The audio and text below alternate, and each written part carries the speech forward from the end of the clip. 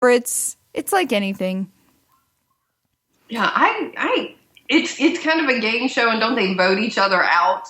Yes, there's a head of household that nominates people each week, and then the house votes. Yeah. Cool. Yeah. Okay. It's Survivor, except it's in the slow space. Yes. Yes. Do you watch Survivor? I've seen a couple of episodes of it. It was kind of ridiculous. I don't like animals or critters like snakes or stuff like that, so I couldn't deal with the jungle and yeah, gross. I had a bad dream last night about a snake, and that's like the worst night's sleep ever for me. I hate snakes. Ooh, how come? I'm curious. Like, what is it about them that disturbs you so much? Well, growing up, my parents didn't teach me the difference between poisonous and non-poisonous snakes. We were just told all snakes are bad. Uh-huh. And so I remember being, a little girl, and anytime I'd see a snake, I would just run because I didn't know if it was dangerous or not. And then, do you remember Jake the Snake from WWF? Yes, I do. Okay. There was one night, my bedroom sat off of the living room, and I could watch TV, whatever my parents were watching, when I didn't want to go to bed. And one night, they were watching WWF wrestling. And Jake the Snake, instead of bringing his boa constrictor or whatever, one night brought a cobra. And that cobra latched on to the other wrestler's arm, and I was like, "Mom, Dad, I'm having bad dreams about snakes." And I think they caught on to what I was doing. Yeah. But ever since then, I picture them flying through the air and like attacking me, and I know they don't move that fast, but they do move pretty dang fast. Well, they do have. All right, I'm obsessed with snakes. Oh my gosh! Like, I'm the weird girl that likes snakes. Do you have a pet snake? I have had one. I don't have one now. Okay. But I have had a couple of pet snakes in the past and everything. And the reason your parents didn't teach you the difference is your parents didn't know the difference. Right. I know that now. Like, my dad, he'd be like, "I killed a copperhead." We have copperheads around here. And I would go down and I'd be like, "No, Dad, that's a rat snake." Yeah. You would correct it. That's awesome. Yes. Coming from Missouri, we had copperheads too. Well, he kept killing like every rat snake around, and they kill mice, and they're good pest control and everything. And then finally, he knocks on the door one time. It's been a few years ago, and he knocks on my door, and he's like, "I killed another one of your rat snakes." And I go down and look, and I'm like, "No, Dad, that is the biggest copperhead I have ever seen." Good God. Oh my gosh.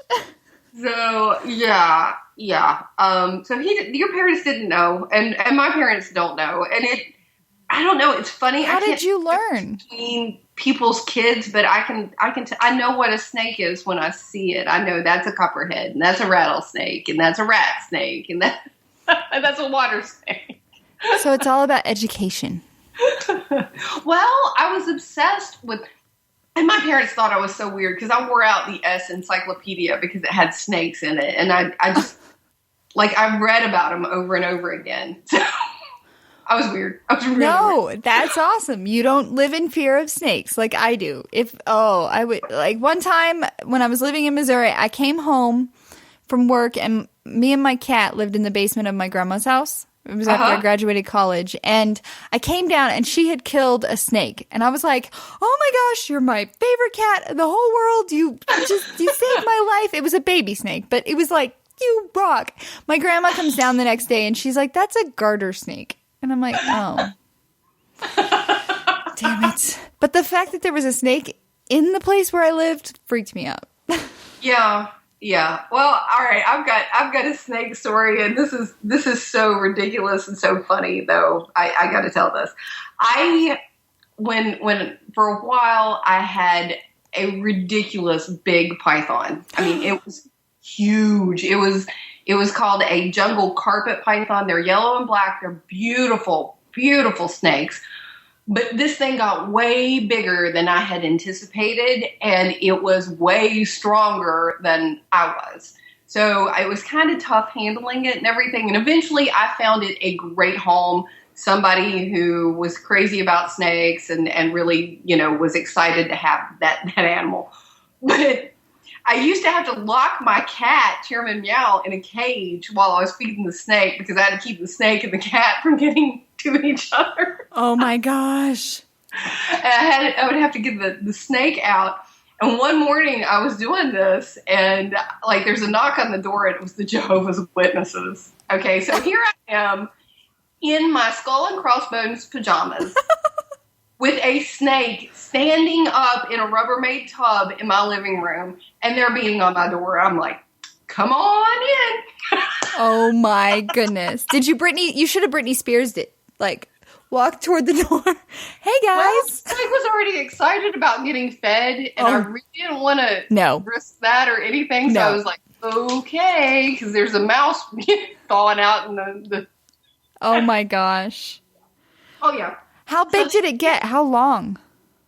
She was about 8 feet long, and she was standing up about 3 feet in the living room because she was like, woohoo, here comes food. And I let the Jehovah's Witnesses in, and then they were tearing down my door to get back out. Oh my gosh. There's no hell, just okay, here's our stuff, call us. Well, they yeah, exactly. They left literature on the porch. I'm sure that they thought it was Now, when you say she was standing up, what does that mean? They look around. They kind of like raise the front end of their body up a little bit and get like very curious about, hey, here comes food. So, oh my gosh, have you seen that video floating around Facebook about that Australian python that ate an alligator? Yeah, like, and then the alligator, like the claw tore it open and like busted the snake. Yeah, ooh, that was just bad for both of them. Right. But still, a snake that could eat an alligator. Yeah.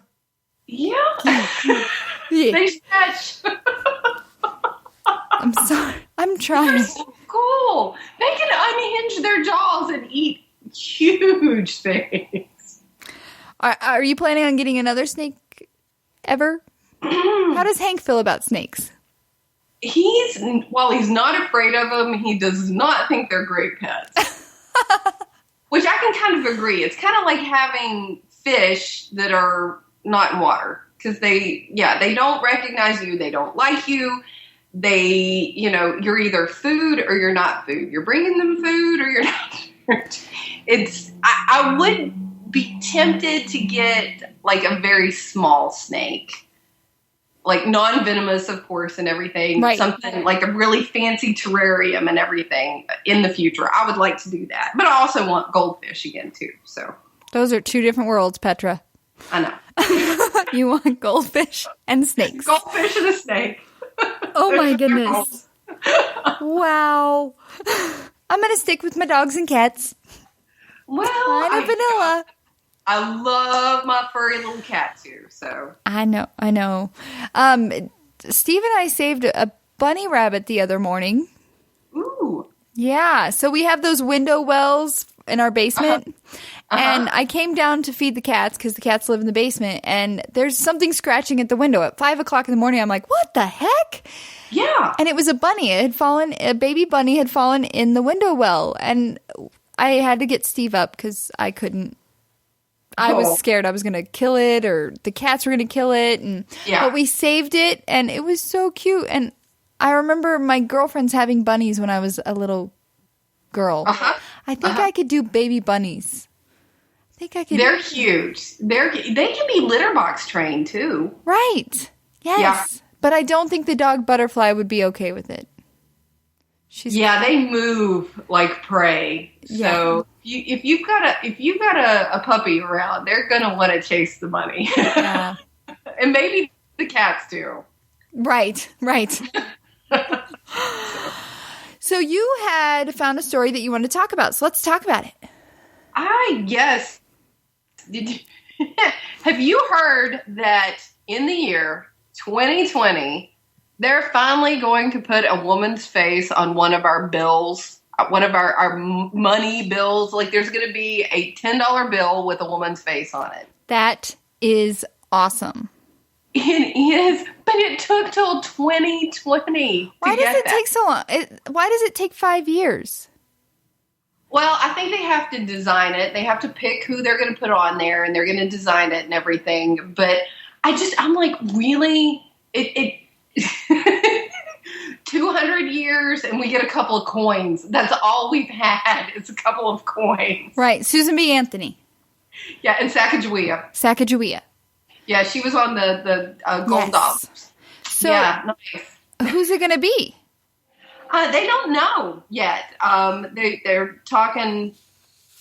I guess they're going to vote. They set up a website, and people can make suggestions and possibly vote on who's going to go on the $10 bill. But yay, we finally get representation on our currency. But wait, if the general public gets to vote, the Kardashians are like our royalty. I'm worried. No, I think to vote? There are certain like rules or laws about this. They have to be dead. Sorry, Kim.